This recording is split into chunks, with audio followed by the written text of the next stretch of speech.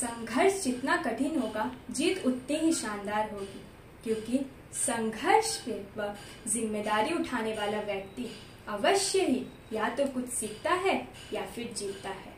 अर्थात समस्याओं को शिकायतें करके टाला नहीं जा सकता, किंतु जिम्मेदारी उठाकर उन्हीं समस्याओं से लड़ा अवश्य जा सकता है, क्योंकि जिम्मेदारी उठाने वाला व्यक्ति कभी हारता नहीं।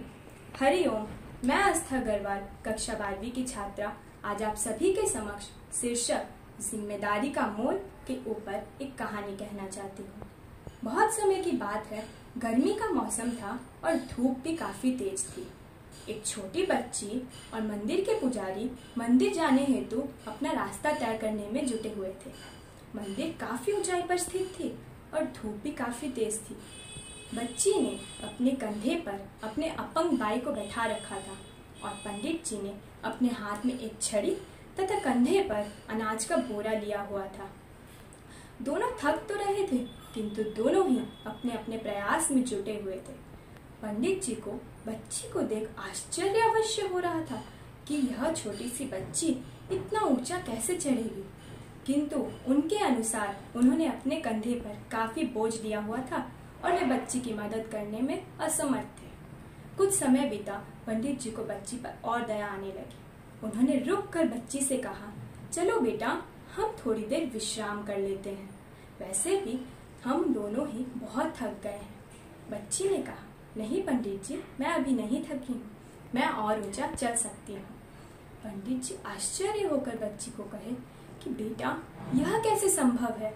तुमने तो अपने कंधे पर बोझ भी इतना लिया हुआ है और धूप भी बहुत कड़ी है, तुम अवश्य ही थक गई हो।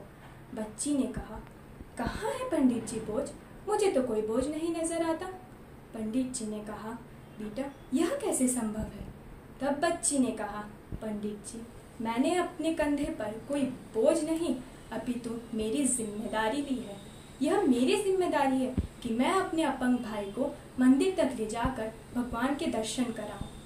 पंडित जी बच्ची की बात सुनकर आश्चर्यचकित रह गए। बच्ची ने कहा, पंडित जी, बोझ मैंने अपने कंधे पर नहीं, अपितु आपने अपने कंधे पर लिया हुआ है।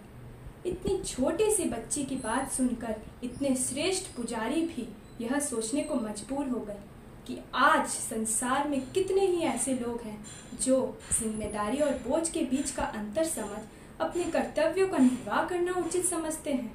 आज संसार में कितने ही ऐसे लोग हैं जो सफल अवश्य हैं, किंतु जिम्मेदार बिल्कुल नहीं। अतः इस कहानी से हमें यह शिक्षा मिलती है कि आज हमारे लिए भी यह बहुत आवश्यक है कि हम जिम्मेदारी और बोझ के बीच का अंतर समझ अपने कर्तव्यों का निर्वाह करना आरंभ करें। आज भी जब पूरा विश्व इस वायरस से लड़ रहा है, तब हमारे बड़े, चाहे वो हमारे अध्यापक अध्यापिकाएं हों, हमारे माता पिता हों, सभी हमें सारी सुख सुविधा प्रदान करने हेतु बिल्कुल समर्थ हैं, किंतु हम युवा आज भी असमर्थ हैं।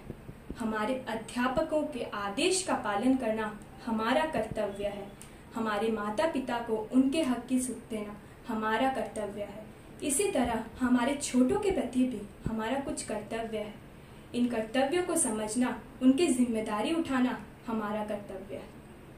तो हमें आज यह समझना बहुत आवश्यक है कि हमारी जिम्मेदारी का क्या महत्व है। तभी हम भविष्य में एक जिम्मेदार नागरिक होकर अपने देश का कल्याण, अपने बड़ों को एक सुखी जीवन तथा छोटों को एक खुशहाल जीवन प्रदान कर पाएंगे। आशा करती हूँ कि उस छोटी बच्ची की भांति हम भी अपनी जिम्मेदारी और बोझ के बीच का अंतर समझ अपनी जिम्मेदारियों को निभाना आरंभ करेंगे और जीवन शैली की ओर एक नया कदम बढ़ाएंगे। क्योंकि कहा गया है, बचपन के दिन गए बीत, अब उठो और समझो यह दुनियादारी। बचपन के दिन गए बीत, अब उठो और समझो यह दुनियादारी। यहाँ सुख तथा सम्मान केवल उन्हें ही मिलेगा जो निभाएंगे अपनी जिम्मेदारी, जो निभाएंगे